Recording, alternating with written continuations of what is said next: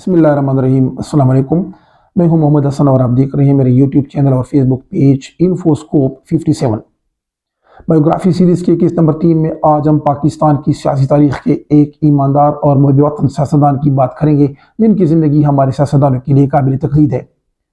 آج کی ویڈیو میں ہم پاکستان کے سابقہ وزیر قانون، پارلیمانی امور کے وزیر، وزیر خوراک، زراعت، بلدیات، پسماندہ علاقہ جات، پاکستان کی اسمبلی کے 2 مرتبہ رہنے والے اسپیکر، پاکستان کے سب سے بڑی صوبے پنجاب کے وزیر اعلیٰ اور نگران وزیر اعظم پاکستان ملک معراج خالد کے بارے میں بات کریں گے۔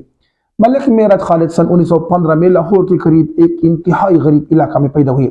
آپ کے والد انتہائی غریب تھے۔ آپ خود کہتے ہیں کہ ہم جس کمرے میں سوتے تھے اسی میں ہمارے جانور بھی ہوتے تھے۔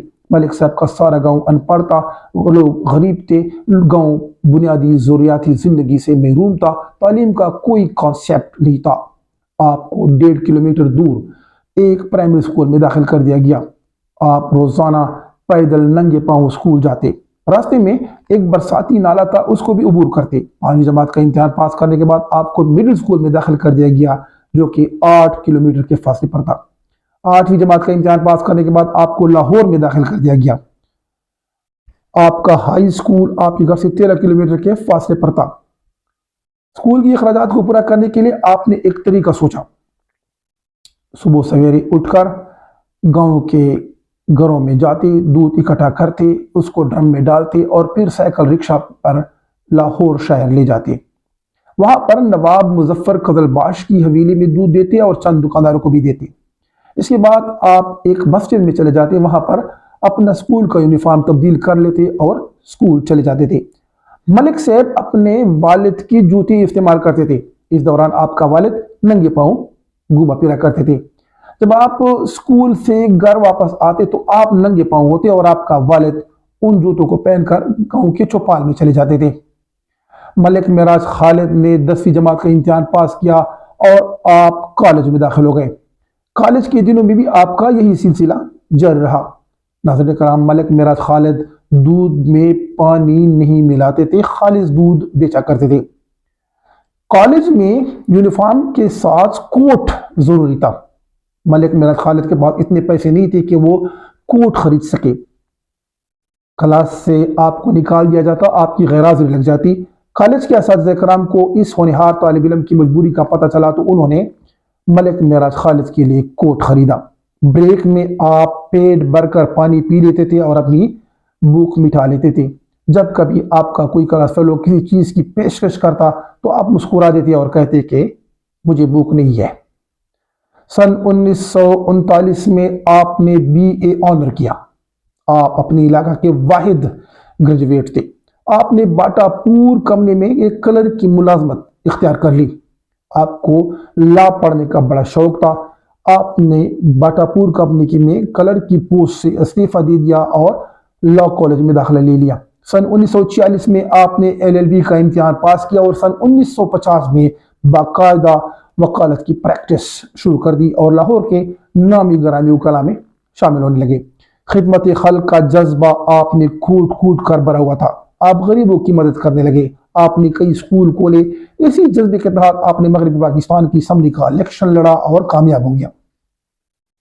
پاکستان پیپلز پارٹی کے بانی ذوالفقار علی بھٹو کی شخصیت سے بہت متاثر تھے اور آپ پاکستان پیپلز پارٹی میں شامل ہو گئے۔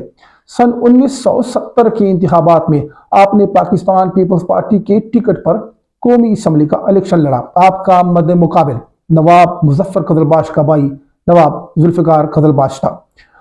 آپ نے 90,000 کے قریب ووٹ لیے اور اپنے حریف کو بآسانی شکست دے دی۔ سن 1971 میں ذوالفقار علی بھٹو نے آپ کو اپنی وفاقی کابینہ میں شامل کیا اور آپ کو خوراک، زراعت اور پسماندہ علاقہ جات کا وزیر بنا لیا۔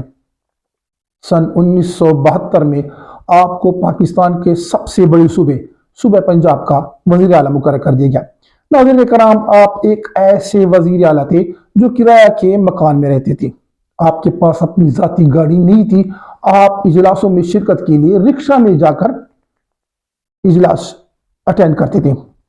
آپ ہوٹلوں پر بیٹھ کر لوگوں کے ساتھ چائے پیتے تھے۔ جمعہ بازار سودا سلف لینے خود جاتے تھے۔ آپ نے وزیر गवर्नर मुस्तफ़ा कर के साथ इख्तलाफात हुई और आपने वज़ारत आला से इस्तीफ़ा दे दिया। सन 1973 में जुल्फ़िकार अली भुट्टो ने आपको कानून और पार्लिमानी उमूर का वज़ीर बना लिया।